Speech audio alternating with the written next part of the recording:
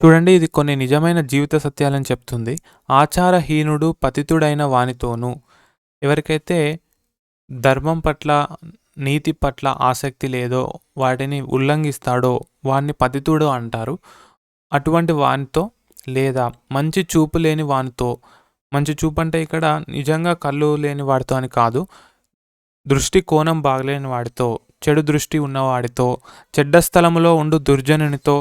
ఎవడైతే చెడ్డ స్థలంలో ఉంటాడో, ఫర్ ఎగ్జాంపుల్ తాటి చెట్టు కింద కూర్చొని మీరు పాలు తాగినా కళ్ళనే అంటుంది లోకం. కాబట్టి చెడ్డ స్థలం కూడా ఇంపార్టెంట్, అండ్ వ్యక్తి దుర్జనుడా సజ్జనుడా అనేది కూడా ఇంపార్టెంటే. స్నేహము చేయువాడు, వీళ్ళతో స్నేహం చేస్తే శీఘ్రంగా నశిస్తారు అని చాణక్యుడు చెప్తున్నారు. కాబట్టి మీ జీవితాన్ని ఒకసారి మీరు స్వీయ పరిశీలించుకోండి.